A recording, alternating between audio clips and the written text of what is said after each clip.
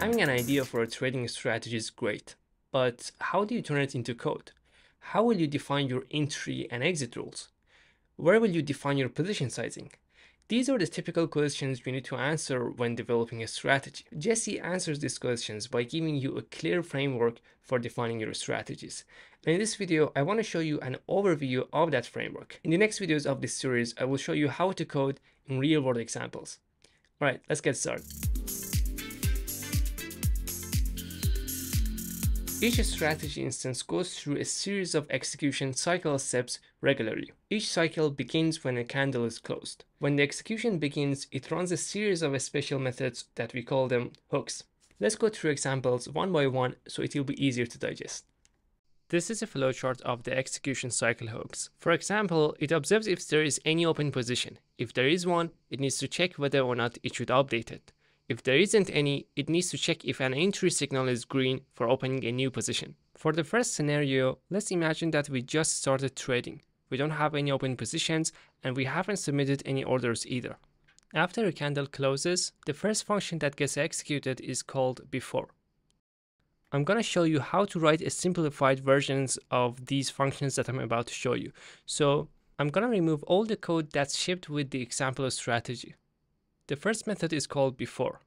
And notice that its return type is none, which means it doesn't have to return anything. This method isn't used that often. However, whenever that you have to do something before executing the strategy itself, you could write it in here. An example of this could be just logging something. We also have the opposite of the before method, which is called after. And obviously it is called after everything else is executed in your strategy.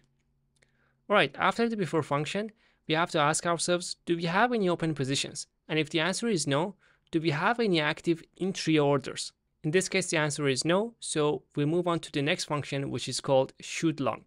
And after that, we have the go long function. If you're trading on a futures market, you also have access to shoot short and go short methods, which are used for opening short positions. But if you're trading on the spot market, you can just ignore them. Let's define the shoot long method. The return type is a boolean, which means it has to return either true or false. And then we have the go long method, which is where we define our entry order. The return type is none, which means it doesn't have to return anything. All we need to do here is to define the buy order. Let's assume the current price of Bitcoin is at 20,000 and we want to submit a limit buy order. For the sake of keeping this example simple, I will just hard code the amount of the order. So I'll just buy 1 Bitcoin, 1,000 below the current price, which is 19,000. And because the price of the order is below the current price, Jesse will submit a limit order.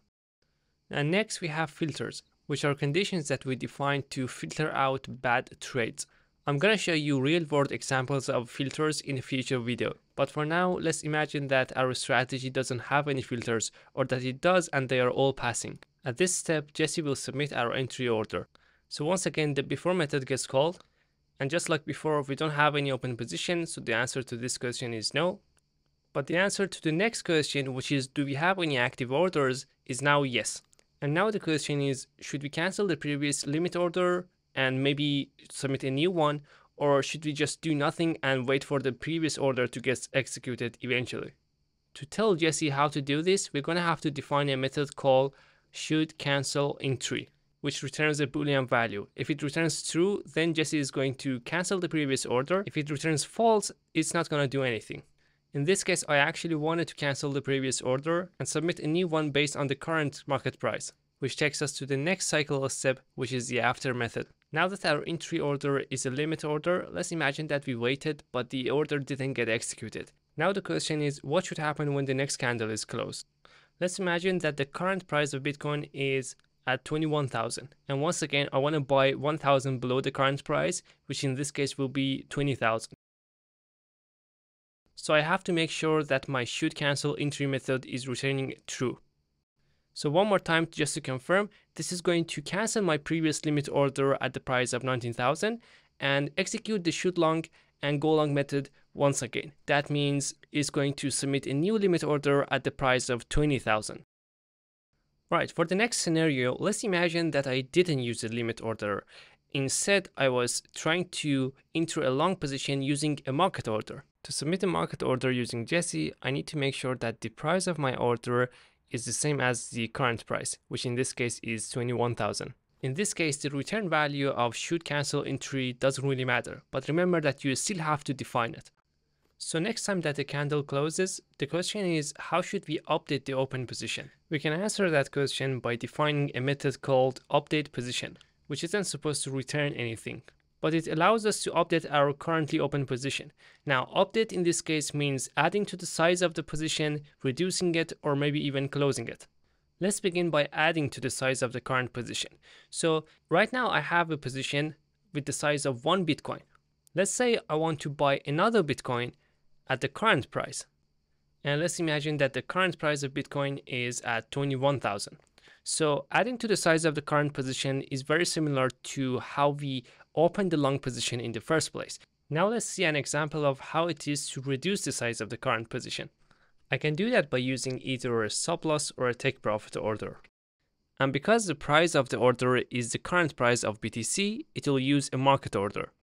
To close the current position, all I have to do is to increase the size of my order to equal the size of my position. So instead of 0.5, I will enter 1. This will cause the current position to close. So the answer to this question will change from no into yes.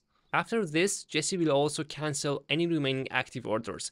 Now in this case, we don't have any, but you might have one. For example, maybe other than the take profit order, we also had a stop loss order. So now that the position is closed, we want to make sure that the stop loss order is cancelled before looking for future trades. After that, the state is clean to look for future trades. So Jesse will execute the should long and go long method one more time to see if it needs to open a position right after closing the previous one.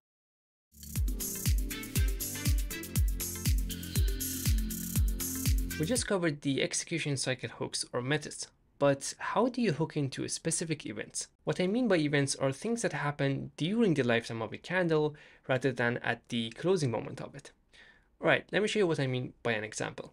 I just showed you how to open the position using a market order, which caused you open the position right after submitting the order. I also showed you how to use the update position method, which is executed at the moment of closing the next candle. So for example, if I were to trade the 1 minute time frame, that would have been 60 seconds later. But what if I were to use a limit order? In that case, the position would not have opened until the order was executed. And the thing with limit orders are that we never know when they are getting executed. So if the current price of BTC is 20,000, my limit order's price could be 19,000. Now, let's imagine that the price of BTC started to go down after this. And 30 seconds later, the limit order was filled. This will lead to opening a long position. And right after opening the position, what I want to do is to submit my stop loss and take profit orders. Now, where should I write that? I could write it inside the update position method, but the problem with that is it only gets called when the next candle closes, which is not good enough because in this case, that means I have to wait another 30 seconds before submitting my exit orders. Even worse, if I were to trade bigger time frames such as 1 hour or 4 hours, I might have had to wait hours before submitting my exit orders. Alright, so check this out. To say I want to do something when the position opens, I can use Jesse's built-in method called onOpen position. To submit the stop loss order, I will write self stop loss equals the quantity is 1 and the price could be 1,000 below the entry price, which is 18,000. And then I'll do the same for take profit, which will have the quantity of 1 and the price of it could be 1,000 above the entry price of my position, which is 20,000. Since the price of my entry order was 19,000, the current price at this moment will also be 19,000. And just to be clear, because this one is below the current price, it will be a sub order. And this one, because it is above the current price, it will be a limit order. Now let's imagine another candle closes and I want to update my take profit and stop loss orders. How would I go about that? Inside my update position method, and by the way, let's imagine at this point the current price is 19,500. All I need to do is to define the orders one more time, just like I did before. The take profit could be 19,600, which again will be a limit order, and the stop loss could be at the price of 19,400, which will be a stop loss because again, it is below the current price. So all I needed to do was to submit the orders just like I did before, but this time with different prices. And behind the scenes, Jesse will pick up on this, cancel the previous orders, and submit the new ones for me.